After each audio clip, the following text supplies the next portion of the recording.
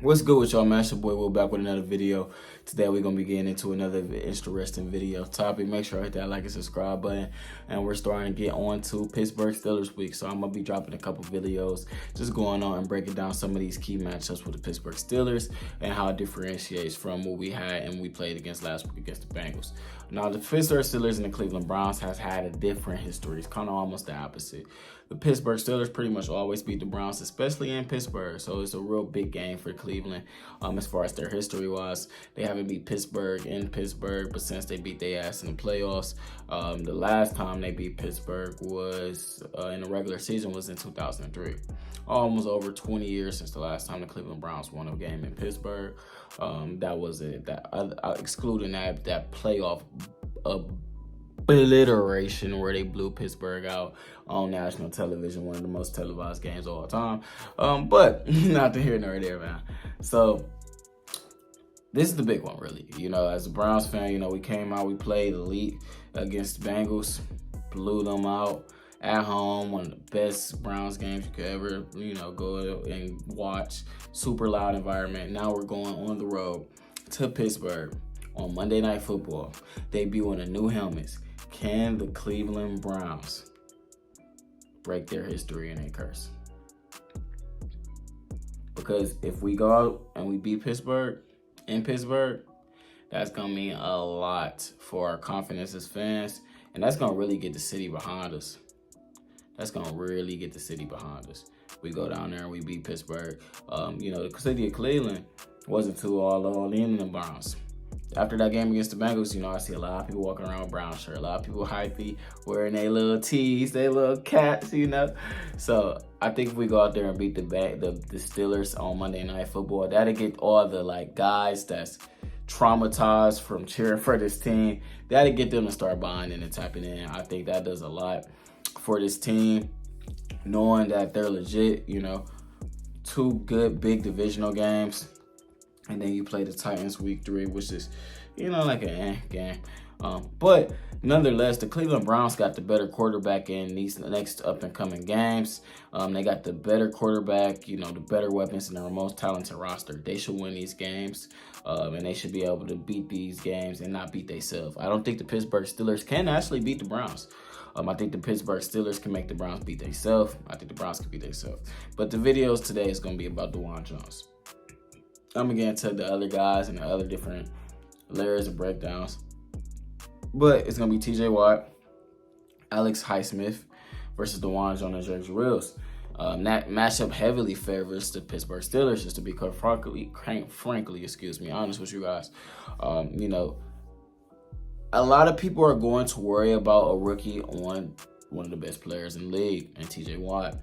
But I'm actually a little bit more concerned with how Alex Highsmith would look on Jed Wills.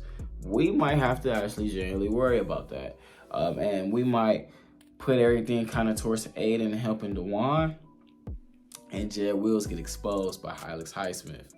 And I don't know how we feel about that. I think this is going to be a game where our defense is going to make it very hard on Kenny Pickett, and I'll get to that in later videos.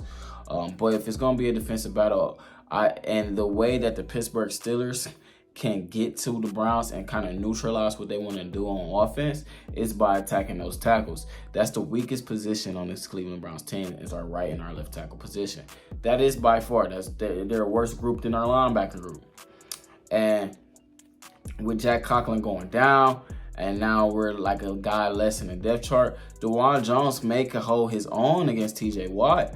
Only I'm saying the reason that he may have a puncher's chance to hold his own against TJ Watt is, you know, TJ Watt is like one of those guys that is all grit and strength. He wants to power through your torso. He wants to push through you, throw you out the way, and get to the quarterback. He's not like a bendy Myles Garrett, like gets underneath you, gets up, and boom, gets to the sack like that. He's like a bang, like, you know, type of guy. All strength, all grit. So with that being said, Dawand Jones is a big dude. So that's a matchup that I feel a little bit better with. Even though he's a rookie on TJ Watt, I do think the matchup favors him being able to go against and deflect what TJ Watt is good at, because that kind of goes towards helping and aiding in his size and his strength with him being 6'8", 300 pounds. But Alex Highsmith on Jed Wills might be a serious problem. Jed Wills was having issues with Trey Henderson. Alex Highsmith might give him issues one-on-one. Trey Henderson was the best pass rusher on the Bengals. So him still getting home a little bit is not good, for the simple fact that the Browns' offensive line was knowing, like, hey, watch that guy. But the simple fact that is Jed Wills' guy might not be the one that everybody focused on. Everybody's going to be focused on paying attention to that right side of the football and that right side of the offensive line. And Jed Wills, if he gets beat and he gets left in one-on-one situations, it could be a really bad day for this Cleveland Browns offense if they're not able to get nothing downfield. I'm going to get into it on a deeper scale, but, you know, the Pittsburgh Steelers corners isn't great. You need your wide receivers to have time to go ahead and cook and make something happen in the offense.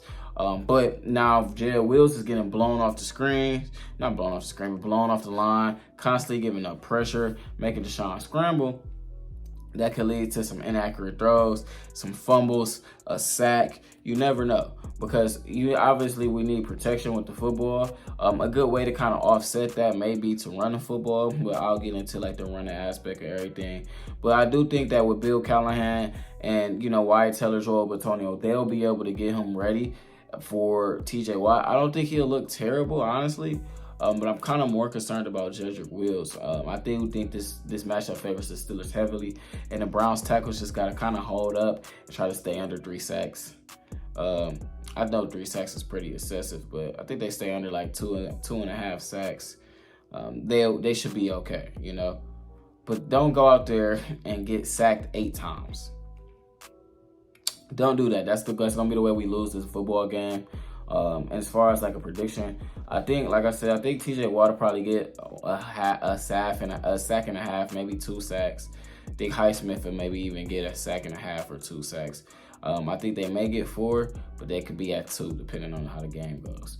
So that's going to be my prediction for it. I don't think the biggest concern should be Dawand, obviously from the rookie and experience prospect, but on the matchup standards, you know, Dawand is better than, if you put Jed Wills on the right side, TJ Watt is probably still going to get home. So I think whoever's going to be left one-on-one is going to be the side of the football that we should have to cover and we're going to have to worry about. And I think Alex Highsmith is one of those underrated guys that might give Jed a lot of problems. That's just my personal opinion on it. You guys comment down below how y'all feel about it. Make sure y'all hit that like and subscribe button, man. Road to 1,000 subscribers. Just dropping another video for y'all. We've been a little bit slow, so I'm about to try to drop more videos and see if that get the traction back up on my channel. But it's your boy Will, man. Love you guys. I'm out.